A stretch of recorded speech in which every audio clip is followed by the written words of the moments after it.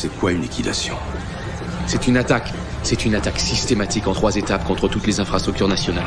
Étape numéro 1, on détraque les transports du pays. Étape numéro 2, la finance, les télécoms. Étape numéro 3, les services publics, le gaz, l'eau, l'électricité, le nucléaire et la plupart des secteurs gérés par informatique, c'est-à-dire à l'heure actuelle, pratiquement tout. C'est pour ça qu'on appelle ça une liquidation, parce que tout doit disparaître. French Tech. Esprit critique, pratique, éthique.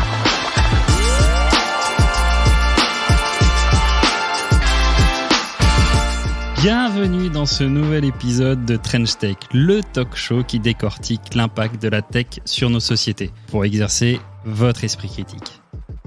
Sacrebleu, nous avons été piratés. C'est ce que s'écrit en tapant du poing sur la table le roi Louis-Philippe en 1834. La cause de cette colère ? 2 banquiers, les frères François et Joseph Blanc, piratent le système de communication de l'État pour obtenir des informations boursières. En 1964, John Draper, dit Captain Crunch, dans le milieu du phreaking, piratage téléphonique, arrive, grâce à un sifflet gagné dans une boîte de céréales, à passer des appels longue distance gratuitement. Dans les années 80, Kevin Mitnick, dit le Condor, probablement le plus emblématique des hackers informatiques, est le premier à figurer sur la liste des 10 fugitifs les plus recherchés du FBI. Son arrestation a même créé une vague de cybermanifestations partout dans le monde. Il était présumé capable de mettre le chaos dans le réseau informatique mondial.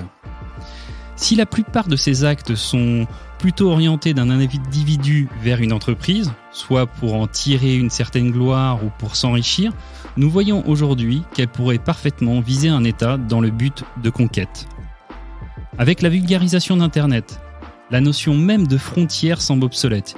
Il est parfaitement possible de faire croire qu'on est au Japon, alors que nous sommes assis sur notre terrasse au fin fond des monts d'Arrée. Les entreprises ont aujourd'hui une valorisation boursière parfois plus élevée que le PIB de bon nombre d'États. Et elles n'hésitent plus à jouer des coups de menton avec certains États souverains. Individuellement aussi, nous invitons de plus en plus Internet dans notre quotidien. Domicile, industrie, santé, éducation, etc. Aujourd'hui, il y aurait plus de 12 milliards d'objets connectés qui sont comme des portes ouvertes sur notre quotidien. Alors, avec des frontières devenues poreuses, des entreprises-États, une société de plus en plus connectée, nous pouvons légitimement nous poser la question si finalement la guerre de demain ne serait pas une cyberguerre.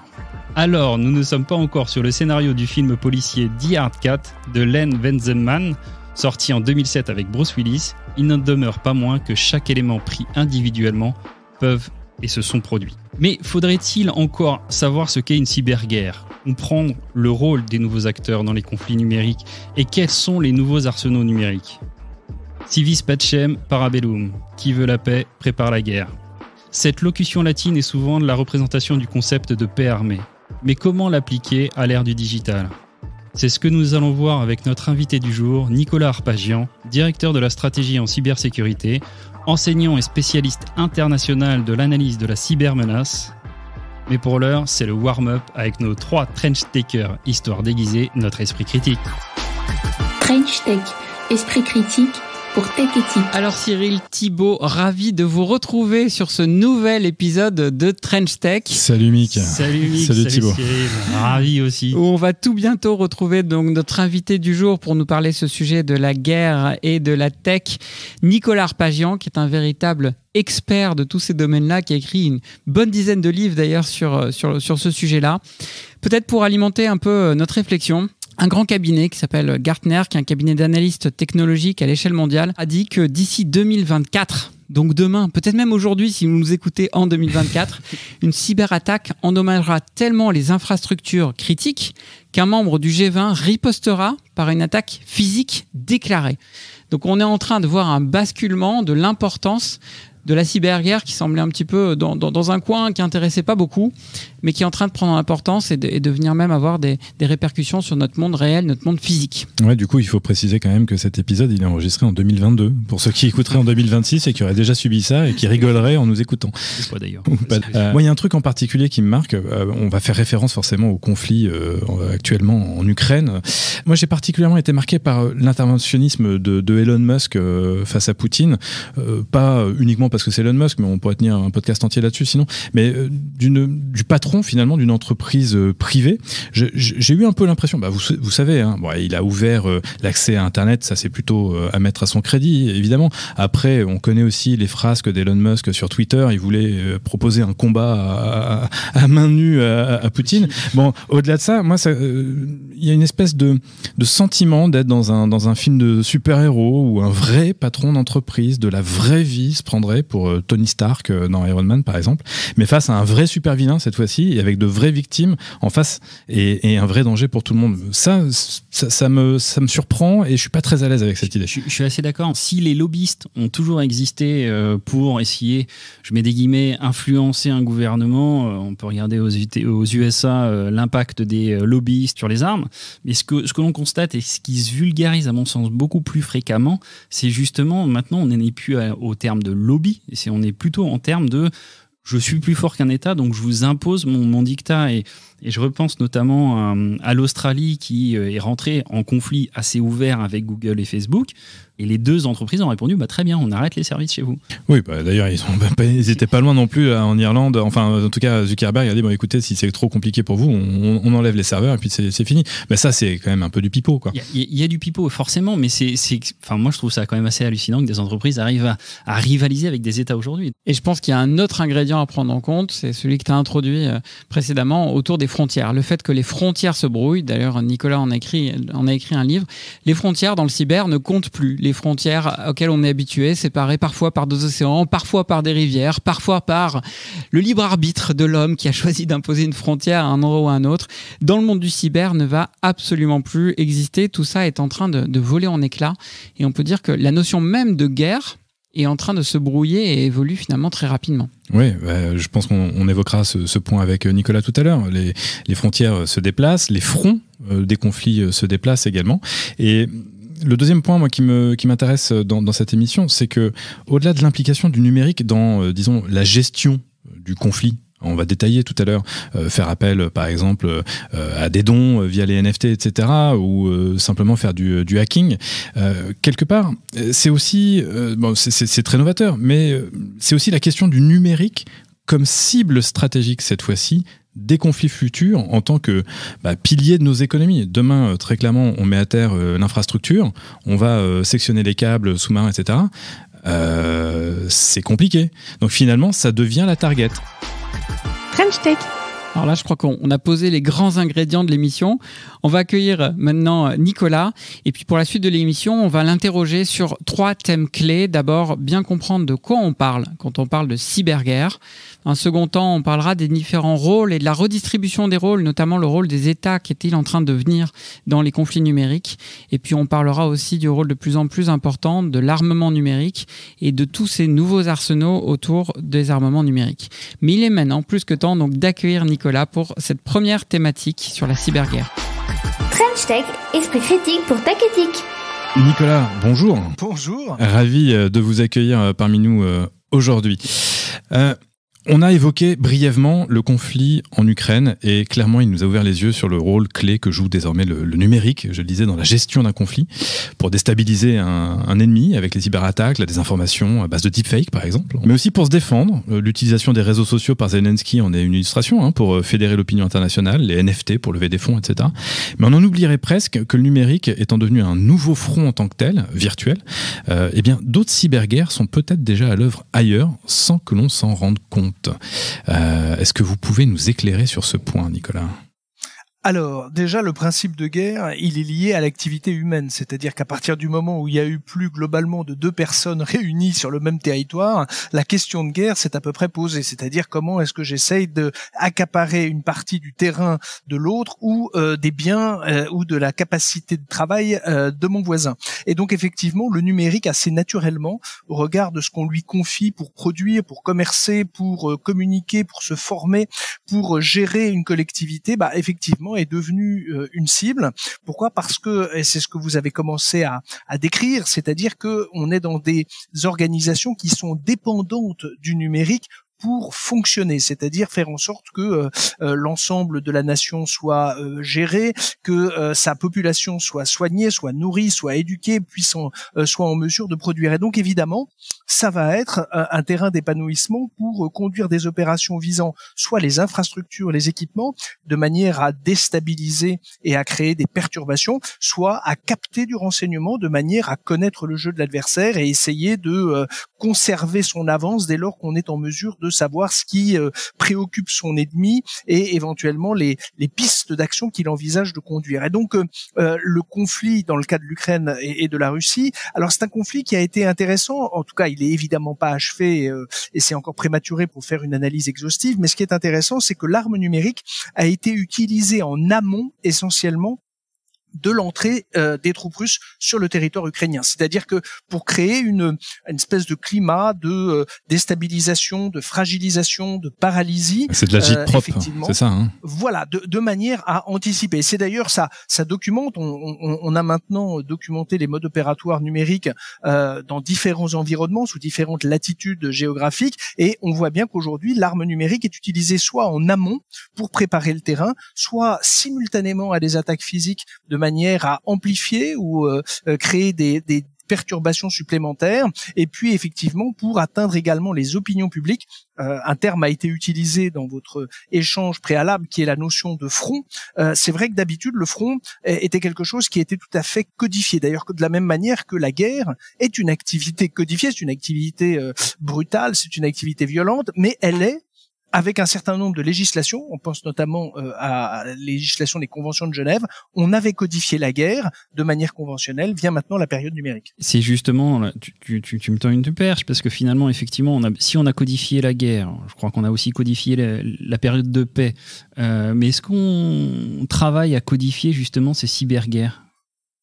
Alors, la difficulté, c'est effectivement, c'est que ça s'est fait de manière totalement empirique. Pourquoi ? Parce que il faut être conscient que l'expertise cyber est, et ça on le voit aussi bien dans le camp occidental que en Asie que à l'ouest du globe, c'est-à-dire que on est dans des circonstances où les États apprécient de conserver cette expertise nationalement. Pourquoi ? Parce que ils se sont aperçus que ce savoir-faire numérique, c'est-à-dire cette capacité de s'introduire dans des systèmes, d'en contrôler à distance le bon fonctionnement, voire d'intercepter des messages, pouvait être utilisé, le cas échéant, avec des partenaires, avec des alliés. Et c'est la raison pour laquelle les États sont au final assez peu partageurs dans cette expertise, parce que autant dans le cadre de l'OTAN, on va mettre en commun des systèmes d'armes, on va mettre en commun des systèmes de communication interconnectés.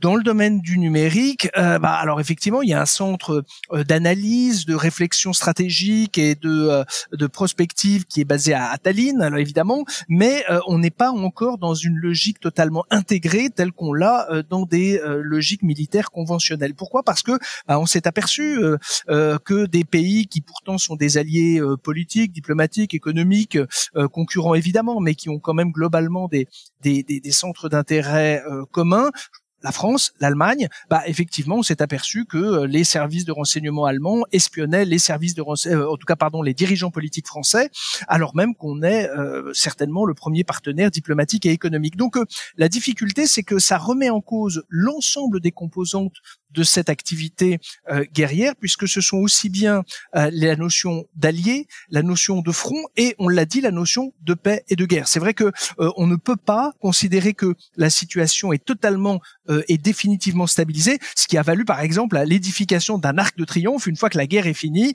on fait défiler les troupes avec la satisfaction de revenir à un temps de paix. On a tous en tête les images de la libération de Paris, de la libération. Voilà, on est passé d'un état de haute intensité de violence à des circonstances de paix. De la même manière que des soldats s'engagent au front et à un moment reviennent, ce qu'on a appelé la noria, c'est-à-dire reviennent du front vers l'arrière et à l'arrière se reposent, se refont une santé, etc.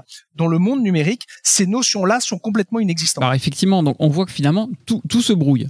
La notion même d'allié, effectivement, tu le rappelais avec toutes les affaires d'espionnage qu'il y a eu d'abord aux US, vers tous les alliés des US, si tant est qu'ils en aient réellement, mais même au sein même de l'Europe, tu évoquais le cas de l'Allemagne et de la France, la notion de frontière qui se brouille, toute cette codification qui s'est perdue dans le monde numérique.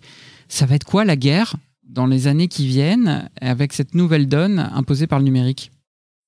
En fait, dans cette codification de la guerre qu'on a évoquée, il y a une notion très importante à prendre en compte qui est la notion de proportionnalité.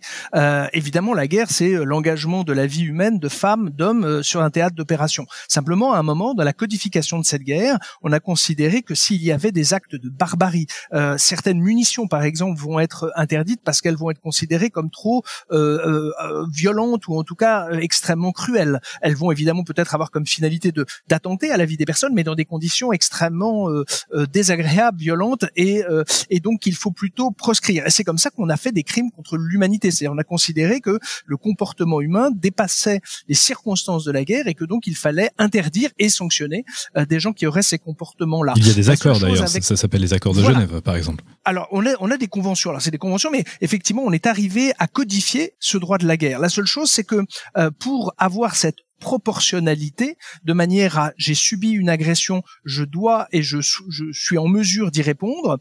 En fait, on va avoir 3 conditions à réunir. Première condition, être sûr que celui ou celle vers lequel je vais riposter est bien l'auteur de l'attaque. Deuxièmement, il faut que cette riposte soit relativement simultanée, c'est-à-dire un peu comme le réflexe de légitime défense. Je reçois une claque, je réponds, je peux pas répondre 15 jours après, parce que 15 jours après, c'est plus la légitime défense. Et troisième chose, c'est une proportionnalité, c'est-à-dire que à qui a donné une claque, il faut rendre une claque. Si vous l'attaquez à la disqueuse, c'est moins considéré comme étant dans la proportionnalité. Et le problème qu'on a eu avec la cyber, c'est que autant des franchissements de troupes, des franchissements par des troupes de frontières peuvent être observés par des satellites, des diplomates, des attachés de défense sur le terrain peuvent éventuellement analyser les équipements. Là, on va se retrouver avec des traces numériques dont on n'est pas sûr d'avoir l'intégralité et qui en plus, c'est pas parce qu'une attaque survient à partir de serveurs localisés techniquement, pense-t-on, dans un pays, que ce pays est participant à encourager, faciliter cette attaque et que son gouvernement éventuellement y est favorable. Donc on a cette notion de est-ce que je suis bien certain de conduire des actions contre ceux qui m'attaquent? Est-ce que je suis capable d'évaluer le caractère proportionnel de cette attaque de manière à être justement dans la riposte et combien de temps me faut-il pour documenter ces différents éléments? Est-ce que je ne vais pas arriver extrêmement tardivement? Et c'est la raison pour laquelle, et vous avez bien compris qu'un État est à la fois attaquant et attaqué. Quand il est attaqué, il trouve que c'est de la confusion et c'est absolument insupportable. Quand il est attaquant, il apprécie ce que Clausewitz appelait le brouillard de la guerre, c'est-à-dire la capacité à se dissimuler en termes d'environnement. Et donc on a bien des États qui, selon qu'ils sont à la manœuvre pour attaquer ou pour être au contraire cible et victime, effectivement tiennent des propos pour le moins contradictoires. C'est ce qui explique aussi qu'on est dans une période d'entre-deux relativement durable au final, parce que l'arme numérique est utilisée. Moi, j'ai fait un premier livre qui s'appelait La cyberguerre, la guerre numérique a commencé en 2009 et donc qui était déjà s'interroger sur les problématiques qui nous occupent aujourd'hui. Et justement, cette question de proportionnalité, comment peut-on légitimement penser qu'une cyberguerre puisse être tout à fait proportionnelle dès lors que, à la fois par l'équipement, par l'acculturation des gens qui sont derrière, mais aussi des populations tout simplement, on est sur des niveaux qui sont très disparates. Ah, bien sûr, parce que tout va dépendre déjà de l'état de numérisation du pays en question, de sa capacité à fonctionner dans un environnement, qu'on qualifie de rustique, de dégradé en quelque sorte. Donc effectivement, ça va être important. Deuxièmement, c'est quelle est l'ampleur de l'attaque en termes d'impact sur la population civile, sur l'économie, sur le patrimoine de l'État visé. Et donc effectivement, cette capacité de comprendre, est-ce que c'est une activité crapuleuse émanant d'une organisation criminelle à des fins purement de faits de délinquance ou de criminalité, ou au contraire, est-ce que c'est un État qui est à la manœuvre? Et ça va poser la question de l'expertise dans la documentation des modes d'attaque, de comprendre qu'est-ce qui m'arrive. Est-ce que c'est une défaillance de mon système, un peu comme votre ordinateur qui de temps en temps connaît des faiblesses, ou au contraire, est-ce que c'est quelque chose de dissimulé et au contraire, quelqu'un est en train de faire tomber l'un après l'autre l'ensemble de vos serveurs. Et donc, c'est vrai que cette capacité de détection va être importante, cette capacité de qualification, comprendre ce qui m'arrive, et une fois que j'ai cerné le problème, comment je fais pour y remédier. C'est vraiment les 3 composantes d'une riposte aujourd'hui dans une logique de défense numérique. Bien, merci beaucoup Nicolas pour avoir posé avec nous le cadre de cette cyberguerre. On va passer tout de suite à la deuxième séquence, mais juste avant, une chronique sans pépin, c'est le Patch Tech de Fabienne Billard. C'est le Patch Tech, Aujourd'hui, Fabienne, tu vas nous parler d'un phénomène méconnu qui révèle les dessous et les travers de la tech. Derrière nos applications, nos sites web et surtout nos algorithmes, des milliers de travailleurs s'activent dans l'ombre pour faire fonctionner le monde numérique. On les dit invisibles. En France, 260 000 personnes micro-travailleraient. Au niveau mondial, il serait entre 45 et 90 millions. Ce sont les click workers. Ça sonne bien, mais cela n'évoque pas vraiment le travail et ce marché de la gig economy qui signifie littéralement l'économie des petits boulots. Elle désigne tout travailleur indépendant ou auto-entrepreneur payé à la tâche.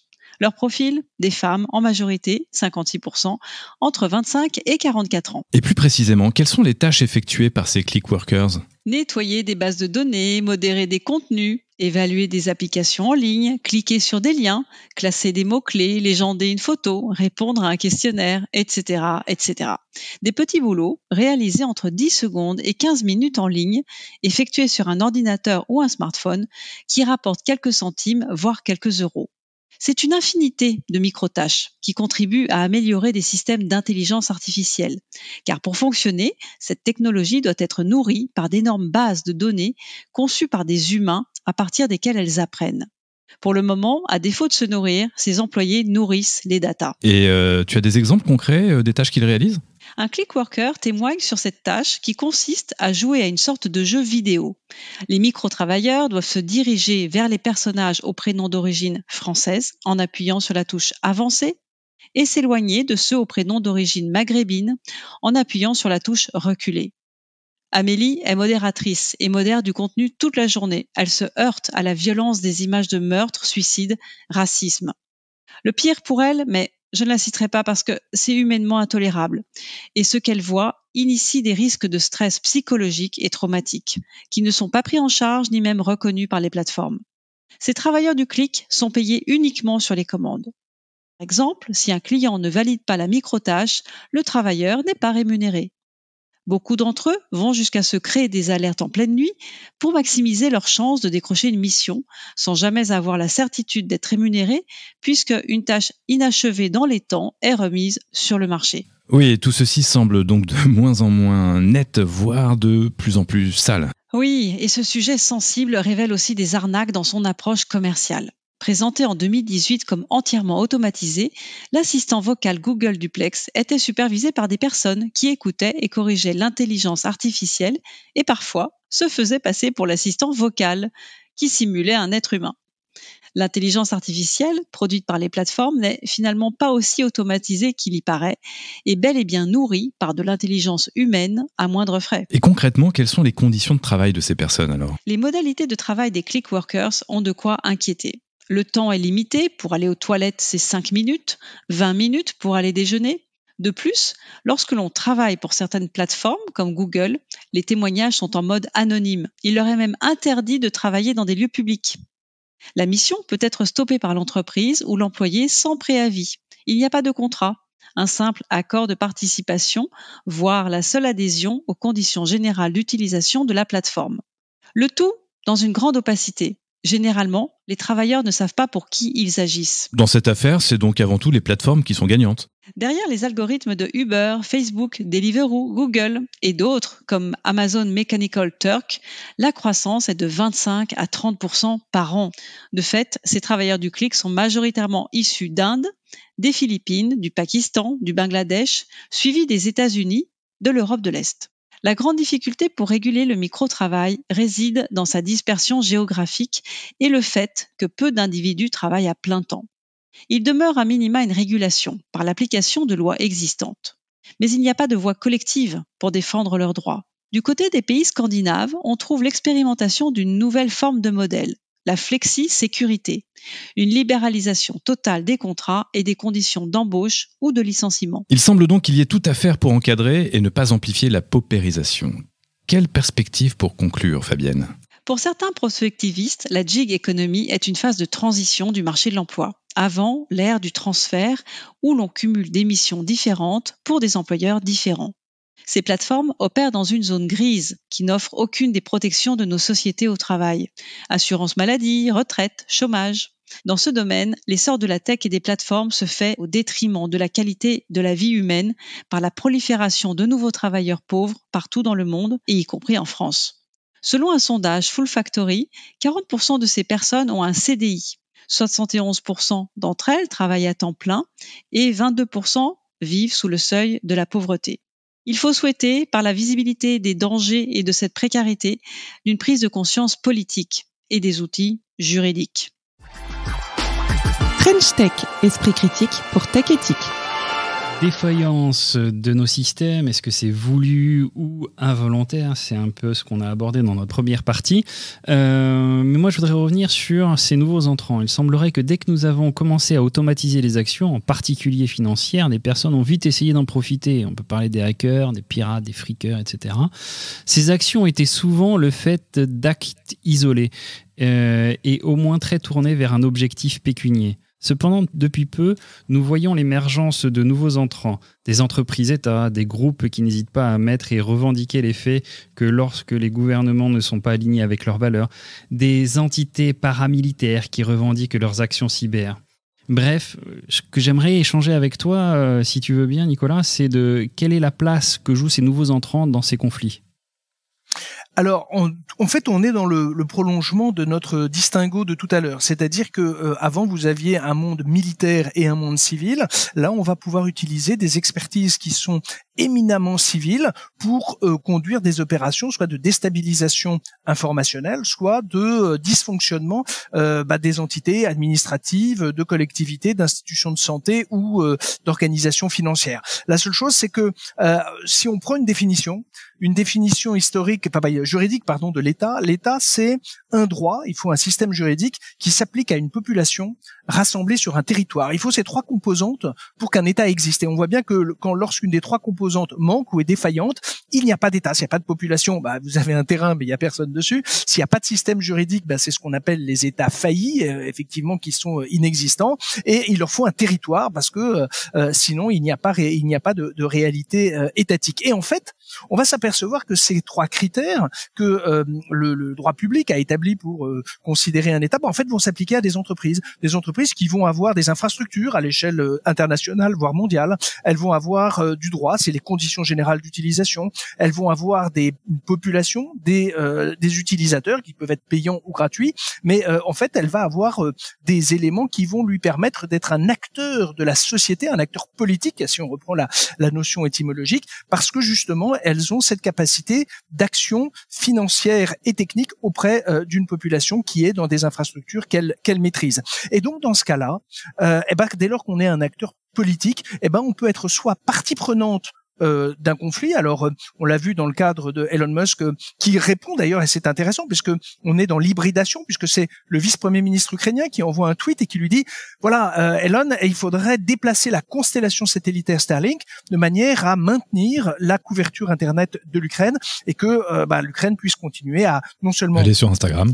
exister, mais rayonner publiquement. Et donc, on a cette action-là. Lorsque British Telecom décide, pareil, de faire un communiqué en disant à partir de maintenant, les appels à destination et vers l'Ukraine sont gratuits. C'est une décision d'une entreprise qui décide de modifier son modèle de manière à tenir un rôle politique. Et donc, on va avoir des entreprises qui, en fonction de leur nationalité, de leurs intérêts stratégiques, vont à un moment faire le choix. On l'a vu avec Google en Russie. Google dit à un moment, j'arrête mes activités et Google Russia va fermer ses portes.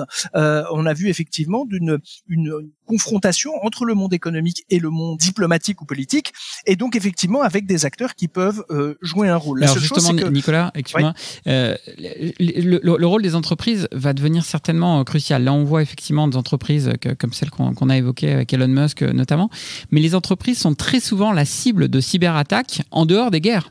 C'est d'ailleurs certainement les premières cibles de cyberattaques. Est-ce que les entreprises aujourd'hui, elles sont dans un rôle uniquement défensif finalement pour que leurs infrastructures informatiques globalement continuent de tenir quand bien même elles aient des cyberattaques? Elles dépensent d'ailleurs de plus en plus sur les sujets de la cyberdéfense, ces entreprises.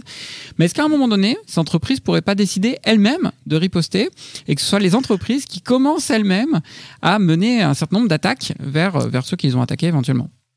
Alors, deux choses. Il y a évidemment une activité crapuleuse de gens qui cherchent de l'argent, comme ils l'ont fait dans toute activité humaine, guidée par l'appât du gain. Par contre, il faut aussi reconnaître, alors c'est pas forcément politiquement correct de le dire, que certains renseignements économiques, renseignements technologiques, faut être très clair, quand vous êtes dans des niches sectorielles, il n'y a qu'un acteur de ce même secteur qui pourrait être intéressé par capter cette information pour en tirer profit. Ouais. On l'a vu notamment au moment de la crise pandémique ces derniers mois, où on a vu des attaques d'intrusion dans des entreprises de santé, de pharmaceutique. Très clairement, ceux qui étaient intéressés par collecter ce renseignement sont des acteurs du monde de la santé. Alors peut-être avec une intervention étatique pour leur demander de collecter ces données, mais en clair, tout un chacun. Enfin moi, si vous me donnez des éléments de quoi faire un vaccin, bon, j'essaierai peut-être d'en faire un peu dans ma cuisine et je vous suggérerais éventuellement de l'inoculer à chacun d'entre vous de manière à faire progresser la science. Mais vous voyez bien la limite de la chose. Oui, mais parce que tu ne veux pas faire avancer. Avancer la science, mais cet obscurantisme est regrettable. Mais par contre, donc on voit bien que premièrement, donc on a des entreprises qui sont aussi clientes de ces attaques. Deuxièmement, aujourd'hui, pour déstabiliser une collectivité nationale, on peut s'attaquer à ces entreprises. Pourquoi ? Parce que c'est de l'emploi, c'est de la fiscalité, c'est aussi une opinion publique qui sera d'autant plus inquiète que son emploi est mis en cause ou que l'argent qu'elle a investi en bourse est mis en difficulté dans ses actions. Donc effectivement, c'est un moyen de déstabilisation. Alors, le cas des entreprises, les Américains travaillent sur une doctrine, alors qui nous, en Europe, nous semble vraiment très, très, très théorique, qui est ce qu'on appelle le hackback. Le hackback, c'est, donc on a un certain nombre d'universitaires, d'entreprises américaines qui évoquent ce concept. C'est la revanche, un peu. C'est ça? Alors, je me défends. Donc, dans hackback, il y a le fait que j'attaque l'attaquant. Bon, très sincèrement, c'est un sujet intéressant doctrinalement. Moi, j'ai jamais vu de dirigeants d'entreprises, du COMEX, enfin de très grandes entreprises comme on travaille avec eux au quotidien. J'ai jamais eu un COMEX qui m'a dit allez Nicolas, comment on pourrait faire pour casser la gueule à ces gens qui peut-être nous ont attaqués. L'idée elle est plutôt on ferme les écoutilles, on se protège, on reste discret, on essaye de compter et de cautériser ses plaies. Bon, mais le hackback est effectivement une perspective que certains veulent envisager. Et d'ailleurs les États à ce moment-là, et d'ailleurs la France a pris des positions là-dessus en disant surtout ne vous aventurez pas là-dedans. C'est pas aux entreprises de jouer le rôle. Alors, est-ce que c'est justifié? Est-ce que c'est, en tout cas, c'est un mode opératoire qui est, et effectivement, il existe puisqu'il a été évoqué, il a été conceptualisé. Par contre, sa réalité opérationnelle me semble peut-être un petit peu plus aléatoire. Ouais. Nicolas, tous ces propos touchant de près ou de loin, disons, à une certaine forme de privatisation, à la fois des États, des démocraties quasiment, privatisation aussi des conflits. Moi, ça m'a fait penser à un livre que j'ai lu il y a quelques temps, écrit par Jacques Attali. Je vais peut-être pas me faire que des copains, puisqu'en général, il a tendance à se faire bâcher sur LinkedIn. C'est un bouquin qui date de 2006 et qui s'intitule Une brève histoire de l'avenir, édité chez Fayard. Il nous y parle notamment d'une lente déconstruction des États qui se situe à peu près à partir de 2050, qui serait sacrifiée sur l'autel de l'omnipotence des marchés, et qui ferait à ce moment-là perdre toute souveraineté de ces États sur l'éducation, la santé, la sécurité de leurs citoyens, au point, je cite, que l'armée elle-même, dernier refuge de la souveraineté d'abord constitué de mercenaires, sera ensuite privatisée comme le reste. Page 268 et page 269. Finalement, dès 2006, il nous dit, les conflits vont devenir l'œuvre de personnes que l'on paiera pour ça, et demain, peut-être même l'œuvre d'entreprises privées. On se séparera, malgré nous peut-être, des pouvoirs régaliens. Alors, la fête des mères et la fête des pères approchant, je vais vous suggérer une idée de cadeau qui fera plaisir à vos familles. Alors ça m'embête de me citer moi-même, mais c'est un livre qui s'appelle L'État, la peur et le citoyen, que j'ai écrit en 2010. Et dans L'État, la peur et le citoyen, l'intrigue de départ, enfin pas l'intrigue, c'est la raison d'être de la réécriture de ce livre, c'est que j'étais me trouvais dans une réunion au ministère de l'Intérieur quelques mois avant, ministère de l'Intérieur français, et à un moment je vois passer une note où je vois que à partir, alors il l'annonçait pour 2014-2015, le fait qu'en France, dans un pays comme la France, qui est un pays qui a une culture régalienne, pour la première fois, on allait avoir plus d'agents de sécurité privée que d'agents de sécurité publique, c'est-à-dire police, gendarmerie, etc. Et en fait, la France n'avait jamais été confrontée à ces circonstances-là. Et c'est vrai que ce livre que j'ai écrit était de dire, en fait, on a une évolution. Alors, et c'est intéressant, avant de parler du numérique, de le transposer dans le monde bien physique, c'est-à-dire qu'effectivement, on l'a vu quand il y a des zones où les commissariats de police, les brigades de gendarmerie ont fermé. En fait, après, ça a été remplacé pour les collectivités qui en avaient les moyens par les polices municipales. Après, pour quand il n'y avait soit pas suffisamment de citoyens nombreux ou sur des zones trop étendues ou que la collectivité n'avait pas les moyens, on a commencé à envisager de recourir à des prestataires privés, des sociétés de gardiennage et de vigile. Et puis, dans les régions où il n'y avait ni gardiennage ni police municipale, on a transposer ce qui existait aux États-Unis, la notion de voisin vigilant, et c'est-à-dire en fait c'est le particulier, parce que quand vous évoquez une privatisation, moi je parle pas de privatisation dans cet ouvrage, je parle de marchandisation. Oui. Je vous encourage à la réflexion, la sémantique est pas là à son importance, mais en fait dès lors qu'il n'y a même plus le marché, parce qu'on considère que vous n'êtes soit pas suffisamment nombreux, soit pas suffisamment solvables, on vous dit voisin vigilant. Donc c'est en général une convention qui est signée entre le maire, le procureur de la République et, alors comme en général c'est plutôt en zone rurale, un officier de gendarmerie. Et donc effectivement on leur dit en clair, débrouillez-vous. Voilà, vous vous organisez. Et donc c'est vrai que ça on n'avait pas été confronté à cela. Et c'est vrai que dans le problème du numérique, en fait on va faire porter sur des individus, quel que soit leur âge, leur diplôme, leur intérêt pour le sujet, parce que c'est pas forcément, et leur état de fortune, le cas échéant, le fait de dire vous pouvez être mis à contribution dans le cadre de cyberattaques globales. On parlait d'attaques en déni de service. Les attaques en déni de service, c'est lorsque l'attaquant a pris le contrôle de votre ordinateur à votre insu et utilise une partie de la puissance de calcul de votre machine ainsi que de milliers d'autres personnes pour conduire des attaques visant à saturer des sites internet et les rendre inaccessibles. Et donc ça peut être soit à des fins politiques et idéologiques, soit à des fins crapuleuses d'extorsion, de chantage, en disant à la personne qui est au bout du fil, c'est-à-dire au bout du site internet, si tu ne payes pas ou si tu ne tiens pas, tu ne me donnes pas satisfaction, ton site internet continuera à être indisponible et donc tu ne pourras plus travailler, tu n'auras plus de rentrée d'argent et donc tu seras finalement défaillant. Et donc c'est vrai que on a un individu qui avant pouvait considérer que ses mœurs ou sa vie quotidienne, quand je dis sa mœurs, c'est ses usages, le mettez à l'abri. La seule chose avec le numérique, c'est que votre connexion, les traces que vous laissez, en fait, pourraient vous exposer, alors même que votre usage quotidien est extrêmement paisible, mais simplement, si le pirate a détecté une faille dans votre système, il va utiliser celui de votre ordinateur personnel, celui de votre entreprise, de votre mairie, de votre comité départemental de tourisme ou de votre association sportive.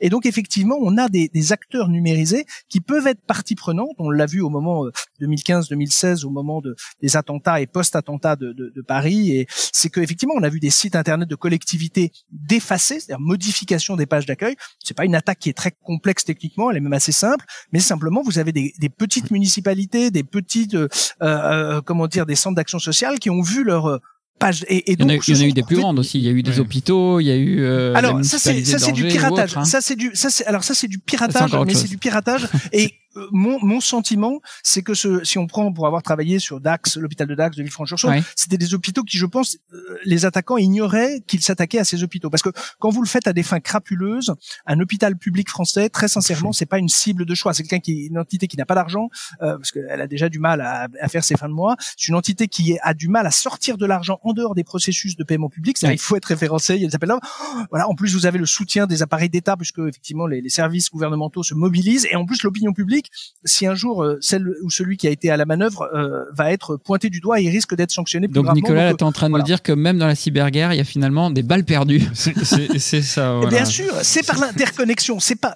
Il y a deux choses. La cyberguerre, c'est le fait d'avoir des acteurs et des entités connectées, c'est-à-dire qu'elles ont besoin du numérique pour fonctionner, et interconnectées, c'est-à-dire qu'à partir du moment, et c'est pour ça que la géographie a son importance, mais pour pouvoir l'évacuer, c'est-à-dire en tout cas ne pas se fermer des frontières géographiques. Pourquoi ? Parce que on l'a vu. Une grande entreprise française a vu ses usines du nord de la France et de l'ouest de la France mises hors d'état de fonctionner à la suite d'une infection initiale en Slovénie. Et donc, l'infection initiale était en Slovénie, les effets opérationnels empêchant les deux usines de fonctionner étaient dans le nord et en Normandie. Donc on voit que la notion de géographie, par la fluidité des communications, remet à plat les règles habituelles de territorialisation des affrontements. Merci beaucoup Nicolas pour ces éléments sur les nouveaux entrants. On voit que le sujet est large. Mais faisons une petite pause en accueillant un nouveau chroniqueur dans Trench Tech, Laurent Guérin, qui nous propose un moment d'égarement en direct de Toronto. On est pas bien, paisible, à la fraîche, décontracté du... Oups, un moment d'égarement. Alors Laurent, pour ta première chronique du jour, c'est plus qu'un moment d'égarement que tu vas nous proposer, car tu vas mettre en perspective le mythe enchanteur du métavers. Il fallait bien que ça arrive, des avatars ont violé d'autres avatars dans le métaverse. La dernière attaque a eu lieu dans Horizon World, le métaverse de Meta Facebook. Et pourtant, le grand Zuck avait pris des précautions. En effet, sache que les avatars dans le métaverse de Meta ne possèdent rien en dessous de la ceinture. Ah oui, un peu comme les poupées. Mais en fait non, plutôt comme des Barbie et des Big Jim auxquels t'aurais arraché les jambes et le bassin. Pas de fesses, pas de sexe, pas de jambes et pas de pieds. En gros, ce sont des troncs qui flottent dans l'espace surmontés d'une tête. Des grosses allumettes quoi. Et si tu crois qu'ils n'ont pas fait le corps parce qu'ils savent pas dessiner les jambes, t'as faux. Comme me l'expliquait récemment un expert du domaine, s'il n'y a pas de bas, c'est pour éviter les dérives sexuelles. Pas de bras, pas de chocolat, pas de guibole, pas de gaudriole. J'avoue, si tu dessines un personnage sans main, personne va lui mettre des gants.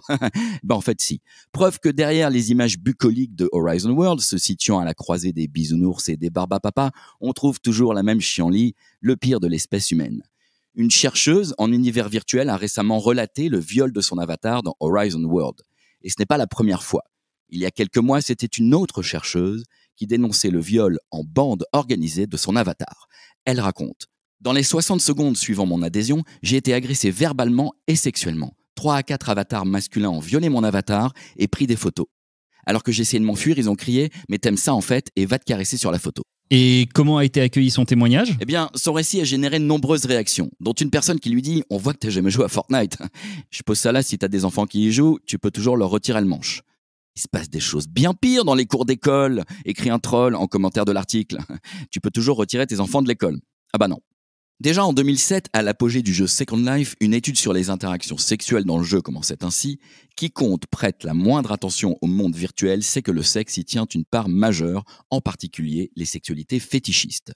Le sexe dans le monde virtuel est omniprésent, apparaissant aussi de manière fantasmée dans les jeux commerciaux tels que World of Warcraft. C'est pas dans ce domaine en effet qu'on fera reculer l'objectification des femmes.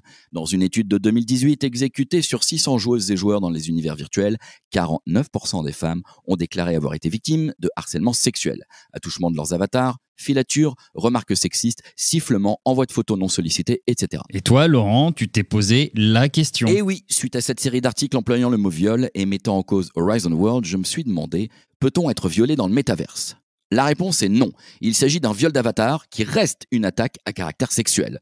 Peut-on être victime de harcèlement sexuel ? La réponse est oui. Et alors, c'est virtuel, écrivent les trolls. Alors, une étude de 2019 démontre que les personnes victimes de harcèlement en ligne font souvent état de perturbations dans leur vie hors ligne, notamment une détresse émotionnelle et physique. Selon Evelyne Lecalvé, professeure associée à l'école des médias de l'UQAM au Canada, dans la réalité virtuelle, c'est tout le corps qui fait office d'interface. Au niveau subconscient, le cerveau ne fait pas la différence entre le monde réel et la réalité virtuelle. Une étude de Stanford confirme et a même montré que les jeunes enfants sont parfois incapables de faire la distinction entre la réalité virtuelle et la réalité, pouvant ainsi créer de faux souvenirs. Ainsi, 50% des enfants qui ont nagé avec des baleines en réalité virtuelle pensaient que l'expérience était réelle. Les femmes, elles, côtoient bel et bien des porcs. Elles ont qu'à éteindre l'ordinateur, insistent nos trolls. Nous y voilà donc, le fameux « elles ont qu'à pas s'habiller comme ça ». Autrement dit, sous prétexte que l'on peut s'échapper plus facilement d'un monde virtuel que d'un monde réel, on pourrait tolérer viol d'avatar, harcèlements et insultes. Le tout exacerbé par un anonymat total, derrière un écran et un univers, les jeux vidéo, où l'on compte 80% d'hommes. Ce qui fait dire au journal Metro UK, le métaverse n'est pas fait pour les femmes. Et en effet, les grosses boîtes techno sont dirigées par des hommes. Les solutions au harcèlement dans les mondes virtuels sont pensées par des hommes. Les outils de modération sont développés par des hommes et pas très efficaces. Alors, en plus de faire une plus grande place aux femmes, on pourrait également éduquer les hommes. Ou sinon, on fait comme avec les Big Jim, on leur arrache les parties basses. Le mot de la fin revient à ma fille de 15 ans, c'est fou ça. On a créé des mondes virtuels, mais on y a laissé nos erreurs et notre bazar. Trench Tech, esprit critique pour Tech Éthique. Alors, comme on l'a vu dans les séquences précédentes, les nouvelles règles de la guerre imposées avec le numérique viennent tout brouiller, obligent les États à renforcer aussi leurs arsenals avec de nouvelles solutions. C'est ce qu'on va maintenant voir avec donc Nicolas sur cette dernière séquence. Quels sont les nouveaux arsenaux ? Ce qu'il y a aussi, c'est que tout cela est finalement très récent, puisque en France, on s'est doté de deux forces. Tout d'abord, l'ANSSI, l'Agence nationale de la sécurité du système d'information, qui est née donc en 2009, et le commandement de la cyberdéfense, le ComCyber pour les intimes, qui lui a été créé en 2017. Alors dans ce contexte, finalement, comment peuvent s'en sortir les États? Comment est-ce qu'il faut qu'ils renforcent leur armada, et leur armada offensive aussi, dans le monde cyber? Alors en fait, déjà, il va falloir considérer qu'il y a deux dimensions à avoir à l'esprit. D'une part, la question technologique et également la question humaine. En fait, l'humain va être très important. Pourquoi? Parce que il va falloir trouver des femmes, des hommes à la tête bien faite. Et autant dans les activités conventionnelles du domaine de la défense, les États avaient un privilège. En clair, si vous souhaitiez être commandant de porte-avions, a priori, il fallait rejoindre la Marine nationale. Si vous souhaitiez être pilote de chasse, il fallait plutôt rejoindre l'aviation. Et donc, il y avait une espèce de monopole de ces domaines-là.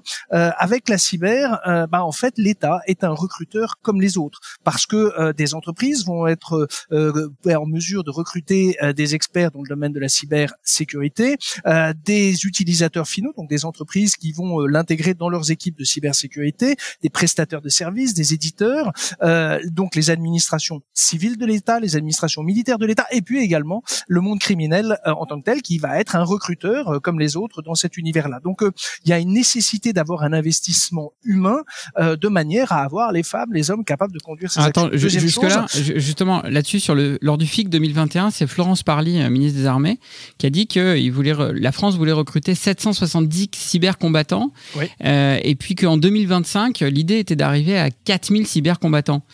C'est gros comme armée, 4000 cybercombattants? Alors la question c'est surtout, il faut être sûr qu'ils existent et qu'ils viennent à vous, parce que c'est ce que j'évoquais, le fait de dire, ils ont d'autres sollicitations dans le monde économique ou dans le monde criminel, et donc effectivement ça ne se décrète pas dès lors que on ne les a pas préalablement formés, entraînés pour qu'ils conduisent ces activités-là. Donc c'est une chose d'annoncer des chiffres, c'est même une chose d'ailleurs de mettre des budgets en face.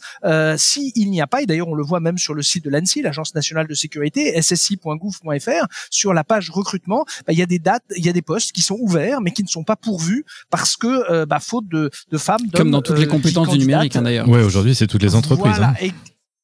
Exactement. Mais c'est pour ça que le politique ne peut pas uniquement dire j'annonce une ligne budgétaire et une échéance à telle date. Alors voilà, alors c'est nécessaire parce que si vous n'avez pas les budgets, vous n'auriez pas les salaires et les traitements des agents de l'État. Donc c'est nécessaire, mais c'est pas suffisant. Il faut un investissement sur la partie formation, recrutement et attractivité. Nicolas, je me permets de rebondir sur un de tes faits, sur le fait qu'il y a toujours des fiches de poste ouvertes sur le site de l'ANSSI, comme quoi l'État recruterait des cyber. Est-ce que c'est pas aussi volontaire de les laisser ouverts pour dire qu'on ne les a pas recrutés alors qu'on les a recrutés, pour dire qu'on n'est pas forcément en avance? Est-ce que ce serait pas un peu de l'infox? Moi je connais des entreprises qui mettent des annonces alors qu'ils recrutent pas, mais c'est pour dire qu'elles sont en bonne santé. C'est ça.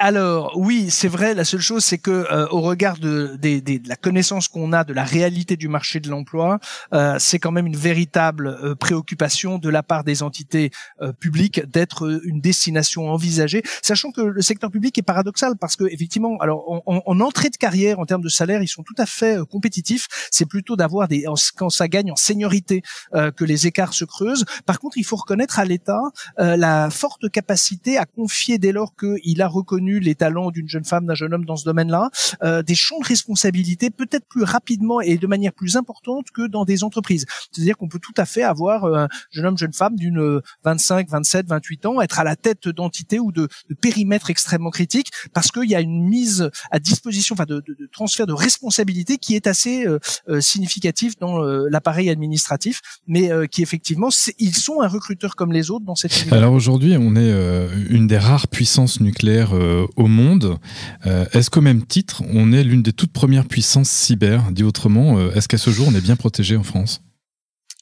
Alors évidemment, ça on voit la facilité de l'observateur, c'est celui qui au moment du défilé du 14 juillet, vous êtes attaché d'ambassade d'une ambassade étrangère et vous assistez devant votre écran de télévision et vous comptez. Alors voilà le nombre de missiles, le nombre de chars, le nombre d'équipements qui sont racontés. Vous avez la loi de finances qui vous documente l'arsenal. Vous voyez que quand il y a eu le défilé du 9 mai place Rouge à Moscou, les observateurs s'intéressent aux équipements qui sont présentés, leur nombre, leur modernité, leur état stade d'entretien. Bon, dans le domaine cyber, c'est pas possible. Donc évidemment, la classification de dire je suis premier, tu es deuxième, etc., elle est totalement vaine. Pourquoi ? Parce que ce sont des activités. Alors même si, et il faut le reconnaître, le 14 juillet 2021 a été l'occasion de faire défiler des officiers, enfin des soldats du commandement cyber sur les Champs-Élysées. Donc ça, c'est faisable. C'est folklorique. Ce sont bien des femmes et des hommes. Non, mais ce sont bien des hommes et des femmes de chair et de sang. Par contre, la quantification. Surtout qu'on va être dans un domaine où il y aura une hybridation entre les investissements civils et les investissements militaires. Il est évident que l'écosystème technologique chinois, l'écosystème technologique russe, l'écosystème technologique états-unien, viennent en complément, renfort, appui également de la puissance politique, diplomatique et économique de chacun de ces pays. D'accord. Donc la quantification, elle est très Alors, difficile. On ne sait pas. Et ce qui est évident. On sait pas. Voilà, mais si on ne sait pas si on est premier, deuxième, troisième, est-ce qu'au moins on est bien protégé ? Est-ce qu'on arrive à savoir ça ? Parce que autrement, effectivement. Alors là, deux indicateurs. La première chose, la France a fait un choix stratégique que d'autres n'ont pas fait, qui a été de séparer, on l'a évoqué, la défense de l'attaque. C'est-à-dire que l'ANSSI, l'Agence nationale de sécurité, ne s'occupe que de la protection. Nos voisins amis britanniques ont décidé de mettre dans la même tête l'attaque et la défense. C'est un choix tactique dont on peut et stratégique dont on peut discuter. Deuxièmement, la France a l'avantage quand même d'avoir pris conscience du phénomène il y a déjà plusieurs années. Donc de s'être doté, alors c'est un mode d'expression publique de l'engagement de réglementation. L'avantage des réglementations, même si ça fait pas plaisir dans un premier temps à ceux qui les subissent, c'est que ça fixe un agenda. On vous dit à telle date, il faut avoir tel niveau de protection. Deuxièmement, ça fixe des régimes de responsabilité. Si vous ne l'êtes pas, vous pourrez être mis en cause. Et troisièmement, un régime de sanctions, pas très glorieux, mais ça permet, on l'a vu avec le règlement général sur la protection des données entré en vigueur au mois de mai 2018, en mettant un prix sur les données personnelles, 4% du chiffre d'affaires mondial globalisé en cas de sanctions possibles, en termes de maximum, ça fait qu'un conseil d'administration, un comité de direction se dit, si j'encours cette sanction, et on a vu que les commissaires à la protection des données prononçaient des sanctions tout à fait en plusieurs pourcentages du chiffre d'affaires des entreprises, ça vaut le coup que je investissent dans la protection de ces données. Donc voilà, on a cette antériorité là. Par contre, ce qu'il faut, c'est que c'est un vélo, c'est-à-dire que il faut à la fois avoir une connaissance de son équilibre et en même temps il faut pédaler pour tenir son cap. Et donc la difficulté, c'est qu'on ne peut pas se satisfaire en disant voilà, ça y est, j'ai atteint un niveau, maintenant la situation est stabilisée. Pourquoi ? Parce que les organisations publiques et même des entreprises sont des corps sociaux vivants. Une entreprise, ça recrute des personnels, ça, il y en a d'autres qui partent, on fait des joint ventures, on fait des acquisitions, on cède des entreprises. Et donc le pirate, lui, quand il voit cet environnement-là, il se dit où est-ce que je peux essayer de me trouver pour usurper une identité, m'insérer dans une connexion informatique, leurrer telle ou telle connexion ou équipement. Donc c'est difficile de faire une photographie figée. Moi je retiens quand même l'idée de faire un 14 juillet de la cyber. Hein. Franchement, ça serait hyper sympa. Et moi ce que je retiens, c'est qu'on montre autant que l'on cache. Hein. On montre ce qu'on a bien envie de montrer. Bien sûr. Ça s'appelle la transparence. Et pareil pour la coopération. C'est un cas qui est très subtil parce qu'on coopère, et vous l'avez compris, avec des gens qui de temps en temps peuvent être nos adversaires et nos alliés. Donc on doit leur montrer notre savoir-faire tout en ne jouant pas la totale transparence. C'est la raison pour laquelle même la famille européenne n'est pas intégrée sur la lutte contre la cybermenace, et que l'agence européenne qui s'appelle l'ENISA, qui est basée en Crète et en Grèce, puisqu'à Athènes et à Héraclion, ce n'est pas elle qui coordonne, qui de manière opérationnelle la cybersécurité des États membres. C'est chaque État membre. En Allemagne, le BSI, en France, l'ANSSI, donc des agences nationales fortes, et de la coopération au niveau européen, mais certainement pas une intégration qui voudrait que tous les experts de chaque pays membre soient portés à l'échelle européenne de manière à ce que la famille européenne soit totalement unifiée sur ces questions. Voilà, les intérêts nationaux fonctionnent à plein, et donc c'est beaucoup de coopération, mais au final très peu d'intégration. Merci beaucoup Nicolas pour tous ces éléments. On en arrive un peu à la fin de cette interview. Et puis restez bien connectés avec nous pour ceux qui nous écoutent, puisqu'il va maintenant être l'heure du débrief. Merci Nicolas. Merci Nicolas. Merci Nicolas. Merci. French Tech, esprit critique pour Tech Éthique. Bon, ce sujet sur la cyberguerre, encore un sujet qui nous met de bonne humeur, qui nous fait songer à beaucoup de choses. On essuie un peu la goutte de sueur qui perle sur nos fronts. Qu'est-ce que vous en avez pensé, Mick, tiens? Moi, ce qui me marque, c'est que on est ici pour réfléchir sur les impacts sociétaux de la tech.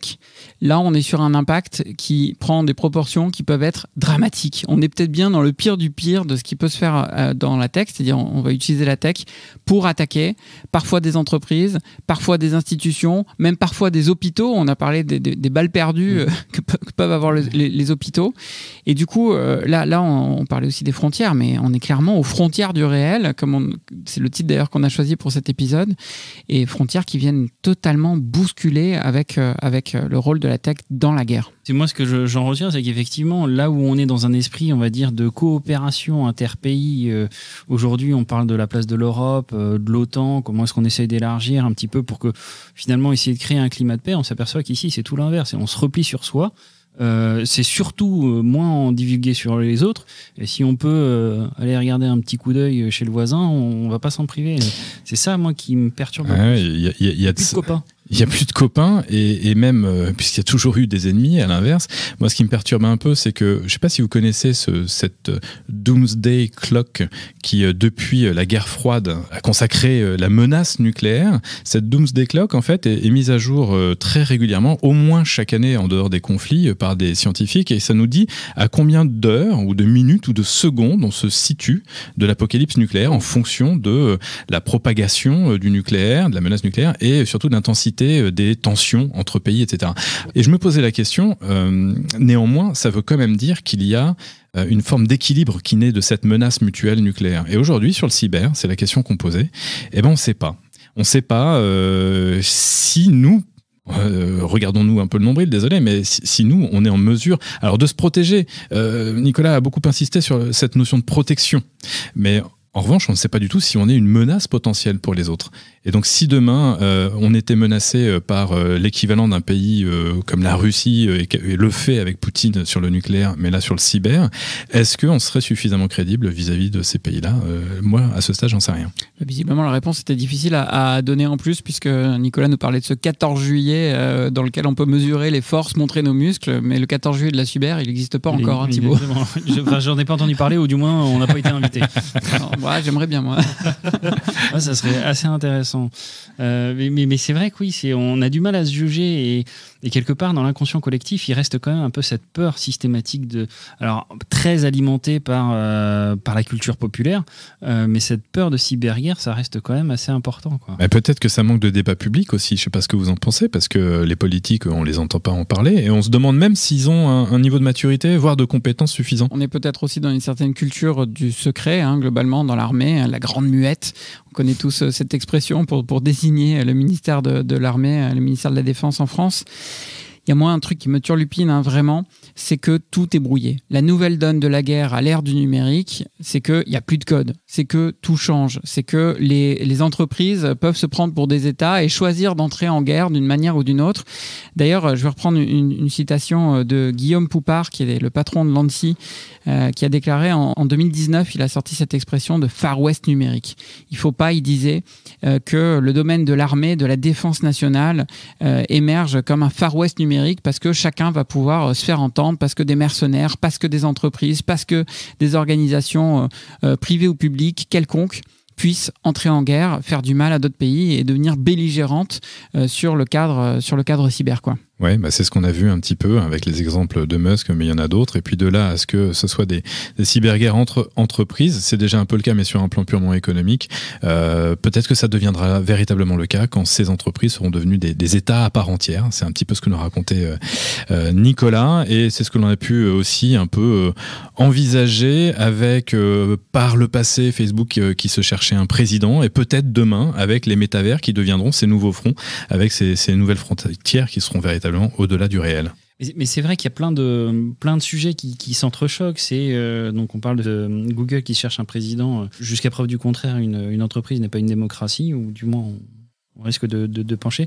Mais il y a également l'émergence de groupuscules beaucoup plus compliqués à essayer d'interagir, qui eux aussi, alors on le voit à une petite échelle, mais sur les Anonymous, qui n'ont pas hésité à prendre part à un conflit. Et donc demain, potentiellement, un groupement de gens pourraient déclarer une guerre à un pays, quoi. Oui, sachant que les Anonymous, ils sont très dispersés. Il n'y a pas de chef des Anonymous en quelque sorte. Là, on est dans le Far West. Là, on est dans le Far West numérique, pour le coup. Là, on est dans le Far West. Peut-être même qu'on est au Moyen-Âge avec les bandits de grand chemin qui se planquaient derrière les arbres et qui attaquaient les diligences. Bon, allez, en tout cas, merci pour cet épisode, messieurs. C'était un plaisir, comme à chaque fois, de vous retrouver. C'était chouette.